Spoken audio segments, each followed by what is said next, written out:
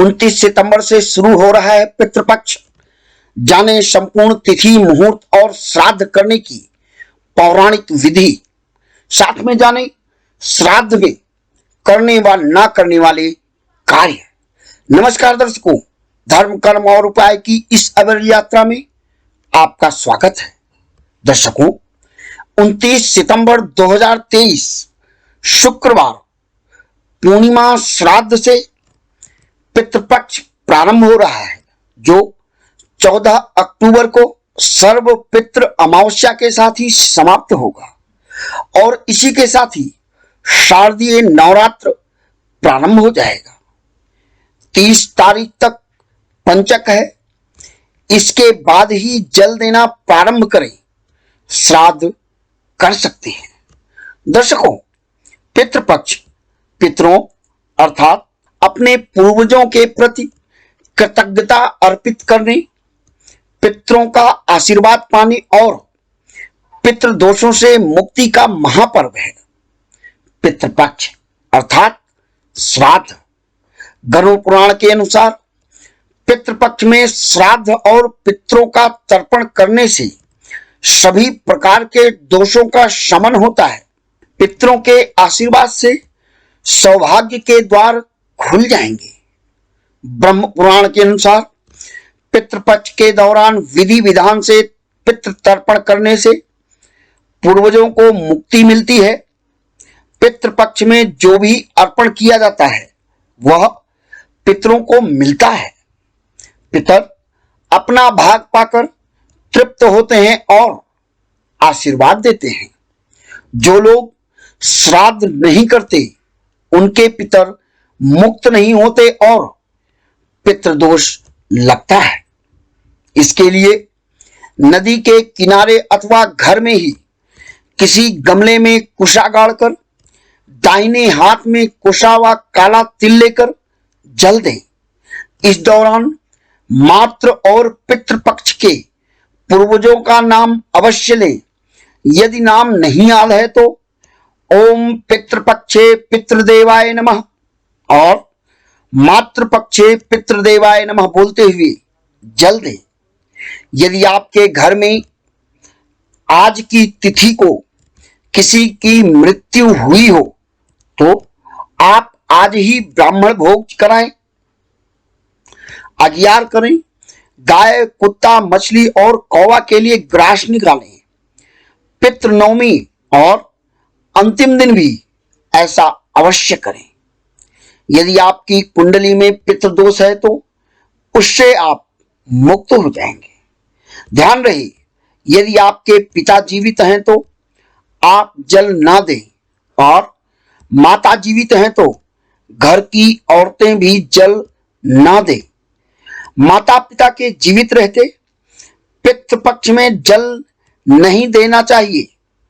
बड़े और छोटे पुत्र की अनिवार्यता के साथ ही सभी बच्चे पितृपक्ष के दौरान जल दे सकते हैं। लड़कियां अपने माता पिता को जल नहीं दे सकती हैं।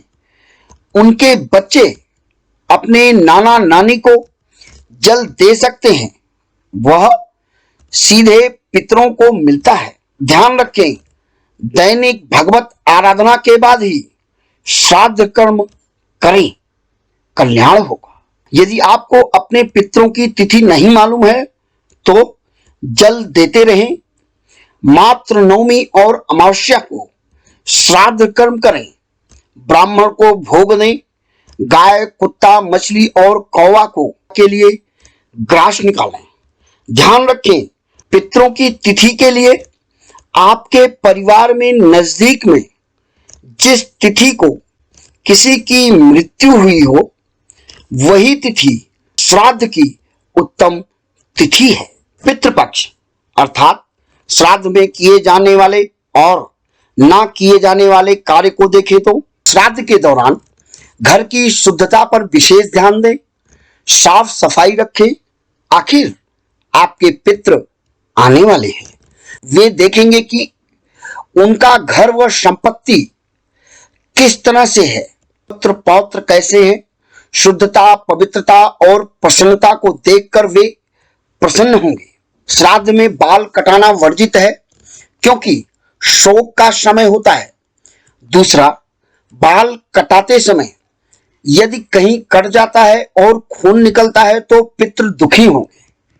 तेल, साबुन, क्रीम, पाउडर आदि और श्रृंगार का सामान प्रयोग न करें, शास्त्रीय मान्यता में वर्जित है।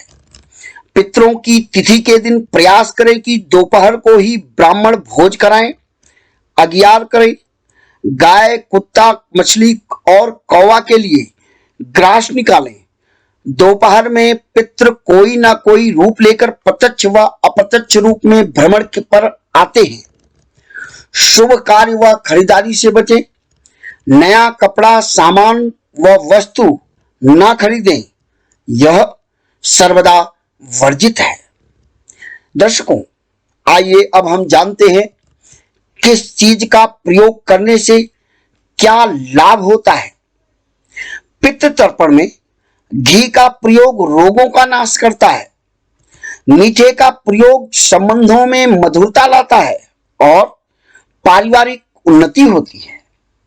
गन्ने का रस या गुड़ का प्रयोग वंश वृद्धि में सहायक होता है। तेल अर्पित करने और उसका दीपदान करने से शनि संबंधी परेशानी, काल सर्प दोष और पितृ दोषों से मुक्ति मिलती है। शहद का प्रयोग करने से पितृ तृप्त होते हैं और परिवार में खुशहाली आती है। दूध, काला तिल, तुलसी, सरसों, शहद का तर्पण करने से जीवन का संघर्ष कम होता है। वस्त्र का दान करने से सब प्रकार की समृद्धि होती है। तो दर्शकों, आओ हम भी मर्यादित जीवन जीकर अपने पितरों का तर्पण और श्राद्ध करें। जीवन में समृद्धि के साथ ही सर्वविधि कल्याण के मार्ग खोलें। पितरों का आशीर्वाद जीवन को सुखमय बनाएगा। तो दर्शकों, कब है श्राद्ध, क्या है तिथि, श्राद्ध करने की विधि और कौन कर सकता है श्राद्ध, आज के विषय में आज की जानकारी आपको कैसी लगी कमेंट बॉक्स में अवश्य लिखें। यदि कोई सलाह व जानकारी लेना चाहते हैं तो अवश्य संपर्क करें। हर दिन की नई नई जानकारी व धर्मशास्त्र के जीवनोपयोगी गूढ़ रहस्यों को जानने के लिए हमारे साथ सदैव बने रहें। हमारे चैनल को सब्सक्राइब करें, शेयर करें और अपने अपनों को जोड़ें। आपका कल्याण हो। पितरों की कृपा आप पर सदैव बनी रहे।